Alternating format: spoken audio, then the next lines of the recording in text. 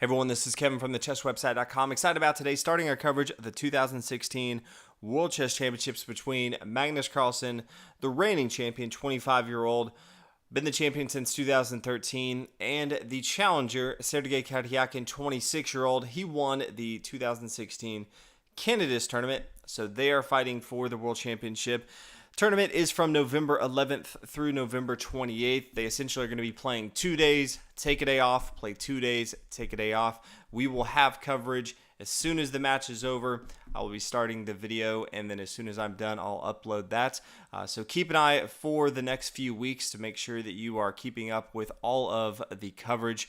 But if you're not too familiar with how the World Championship is going to go down, it's a little bit different than some of the other tournaments.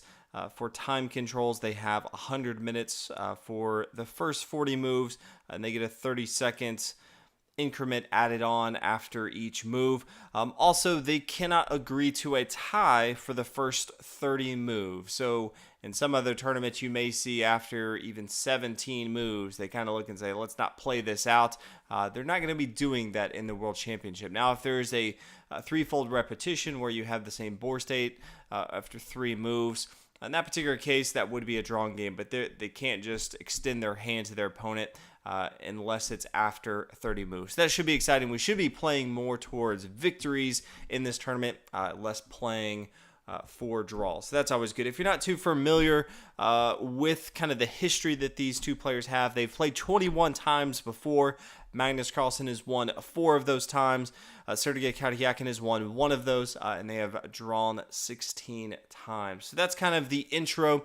Magnus Carlsen, from the opening ceremony, drew, and he drew white for the first game. So he's going to be going first in games 1, 3, 5, 8, 10, and 12. So there are 12 games. We're essentially playing until someone gets 6.5 points. So it could end before that if someone goes on a tear and starts winning. But that's kind of how it's set up. So Sergei Karjakin will kind of do every other, but then he does have white in games 6 and 7. So that's kind of the intro, just so everyone is aware of how the tournament's set up. It is being played in New York City in the United States. So without further ado, we'll go ahead and get started with game number 1. Magnus Carlsen decides to start with pawn to d4, something I was not expecting to see. Magnus Carlsen typically plays a little bit more aggressive style with pawn to e4, but pawn to d5, maybe a little bit slower for his taste. You know, we saw this a lot from Vishy Anand playing pawn to d4, but really expect Magnus Carlsen e4. He's been preparing for this tournament for many, many months, so maybe he saw something particularly in this opening. Sergei plays knight to f6, and then bishop to g5. So right away, Magnus Carlsen, the Trompowsky opening, was not expecting this. Really kind of thought pawn to c4, getting into the Queen's Gambit decline line, which Sergei Karjakin plays quite a bit. But Magnus Carlsen had something up his sleeve. Bishop here to f5, pawn to d5, very common way to respond.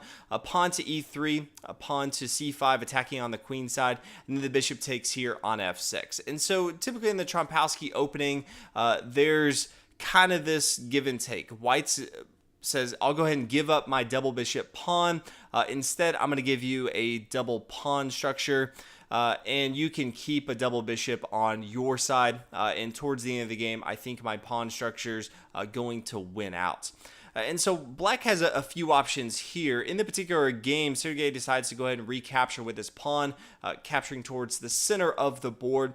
I think this is interesting. I would have taken a little bit differently. More times than not, I think it's easier and maybe even more correct to take pawn takes here on f6. I didn't see a lot of the commentary as I was watching it myself. They kind of glossed over and maybe said, you know, G pawn takes here on f6 is totally fine, but I think this is just easier to play in general. It does give a kingside safety if you want to castle on the king side. You open up the door for both your bishops, light square and dark square. You're protecting this pawn here on c5. If there ever is a capture, maybe pawn takes here on c5, you can easily get this evolved into the board. You can castle on the king side. Very, very strong defense right here. And you also have this semi-open file if your queen wants to attack, or if you castle on the king side, your rook comes over here to e8. I really, really like this attack.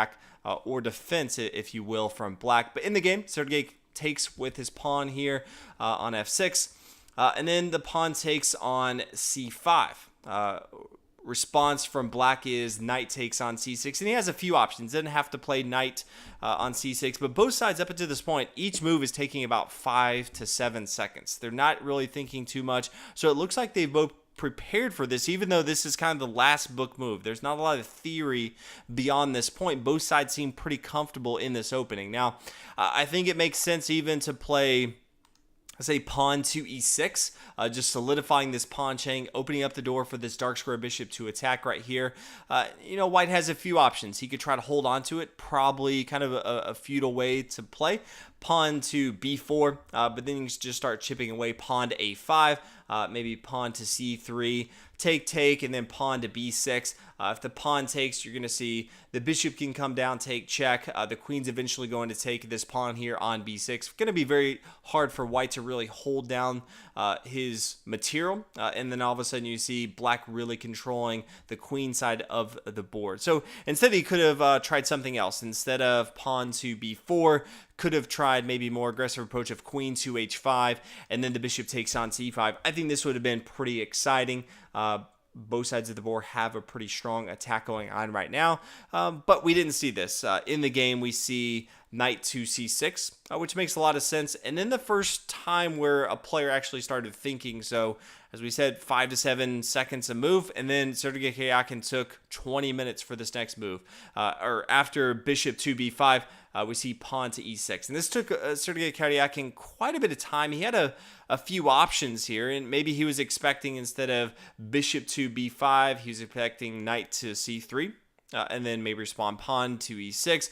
Could have brought his queen, h5, f5 here, castle on the queen side. I really like this from Magnus Carlsen. Castling on the queen side and just throw the entire kitchen sink over here on the king side. Recognizing his opponent's probably not going to castle on the queen side, just because it's fairly open.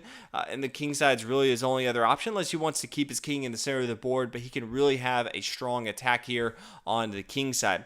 Magnus Carlsen, though, decided not to want to do that at all. Played bishop here to b5. Played it pretty fast, and then after 20 minutes, Sergei Karjakin played pawn to e6. He could have tried something else. Could have tried, let's say, queen to a5, check. Knight to c3, a6. Bishop back here, a4, and then maybe pawn to e6. But says, okay, I don't want to get my queen involved into the game, so I'm just going to go and play e6 right away. So pawn to c4, after the pawn takes on c4, knight to d2. Magnus Carlsen does not want to trade off queens this early in the game. He's playing white. It's the first game in the World Chess Championship. He is the champion. There's no reason for him to kind of immediately go to a drawish game, which is exactly what would happen if he traded off queens right now. So he wants to keep that slim advantage that he has as playing the white pieces right now, and decides to go and play knight to d2. Sergei plays bishop takes on c5, just getting that material, and then knight to f3. So Magnus Carlsen is down a pawn of material, but it's going to be easy for him whenever he wants to go ahead and get this material back here on c4. He does have his bishop, does have his knight both attacking it. So it's kind of there for the taking when he wants to. Castle on the king side, castle on the king side. So black does have the double bishop pair that we talked about, but he just doesn't have as much king side safety as Magnus Carlsen does. So if Magnus Carlsen can start to form an attack on the king side, could be a little interesting how Karjakin wants to defend that. Knight to a5, trying to hold on to this material as long as possible on c4. Rook over here to c1, attacking that material. Bishop back here to e7. Queen to c2, putting more pressure on this pawn on c4. Bishop to d7. Bishop decides to go ahead and take here. Queen takes, and then queen up here to c3, attacking the knight that's no longer being protected by the queen. Another option he has, I like rook over here to d1, centralizing your rooks, and you do have a discovered attack. As soon as this knight moves up the board, let's say taking here on c4, he has a discovered attack against the queen. Just a really nice way to control the center of the board, getting your rooks involved, but decides to play queen here to c3, attacking this knight here on a5. Queen down here, d5, just putting more defenders on the square here on c4. Knight decides to go ahead and take here. There's no way to really hold on to it. Magnus Carlsen says, you know, I don't want to fight for it too much longer. After the queen's take, then the rook comes up here to c4. Now, this is a pretty draw situation. We're only 17 moves into the game, and they can't draw in this particular case. But if you look at both sides, neither of them has a really strong attack or really a path to get there. The rooks aren't going to be able to do even too much over here with an exposed king here on the g-file. If anything, I'd say Sergei Karjakin has the better minor piece. The bishop is able to control. If there's two pawn chains, you have one over here on the king side, or on the queen side, one over here on the king side. That's probably a little bit better than Magnus Carlsen's knight, which usually does better with pawn structures just on one side of the board. But it's fairly easy for Magnus Carlsen to even get rid of one of the pawn chains and to get his knight pretty active on the board, especially since there's two knights on there. So right now it looks pretty drawish, but hey, you never know, especially with Magnus Carlsen. He usually likes to extend games out really, really long. Even if he's not playing for this particular game, he likes to wear down his opponent. So later in a tournament, when they get a little bit tired, that's kind of where he thrives. So we'll kind of see how this continues. Rook over here to c8. Rook to c1, we start to see some exchange, so both sides seem like they're okay with just getting material off the board. Rook over here to d8, threatening a back rank mate with rook to d1. Have the knight come down here to e1, but then after the capture, this will be game over. So Magnus Carlsen rightly plays pawn to d3, making sure we don't have any of that. Rook to d7, just defending the 7th rank. For white, Magnus Carlsen would really like his rook to come up here to c7 and start to attack. Would have been attacking the bishop here, this pawn here. So Sergei Karjakin says, okay, I'm going to go ahead and stop that right now. Play rook here to d7. Magnus continues with the king to f1, starting to get his king involved into the game. Pawn to f5, king e2, bishop here to f5, attacking the pawn. Pawn up here to b3, making sure that his pawns are no longer able to be attacked on the queen side. King here to f8, pawn h3, pawn h6. Both sides just starting to push up a little bit on the board. Neither has a really strong attack going. King to e7, Sergei getting his king involved into the action. Knight here to d3, king d8, pawn up here to f4, pawn h5, pawn a4, rook down here to d5, and then Magnus Carlsen is just going to try his knight and just move it around as much as possible, see if he can find a weakness from Karjakin. Pawn to b6, forcing the knight to move. Knight here to a6, bishop up here to e7, knight b8, king or pawn to a5, knight back here, c6, king e8, knight to e5. Neither side making much room as far as any sort of gain. It's still pretty drawish on board. Bishop down to c5. Very, very nice outpost for this bishop. Really stops any sort of threat of the rook getting past enemy lines and starting to attack. And now you can't have any sort of trickery with pawn to b4 just because you have all of these defenders with the pawn and the bishop right here. So the queen side's pretty much locked down. King side, it is also going to be fairly difficult for white to really break through. But we continue. Magnus Carlsen, a rook to c3. King e7, a rook over here to d3. And we see an exchange on board. So right now we're just getting pieces off the board. We're 36 moves in, so they can draw if they wanted to. Magnus Carlsen decides to go ahead and play on. Pawn to f6, the knight moves, check. And we see the knight come back here. King just continues to move forward a little bit. King c6, knight d4, king d6, knight b5, check. And then we see a little song and dance, and then all of a sudden they decide after 42 moves to go ahead and draw. So I was expecting maybe Magnus Carlsen to come out a little bit more aggressive in the first game. He's had so much preparation coming into this. I thought, yes, he did go outside of theory. I just expected that outside of theory to be something different than the Trompowsky, which I just don't see him play that often. I thought maybe he'd be a little bit more aggressive against his opponent. But Sergei Karjakin, hats off to him in the very first game against the world champion to defend with the black pieces, get that draw. Going into tomorrow, you have the white pieces looking for the win there. So all in all, really excited about this tournament.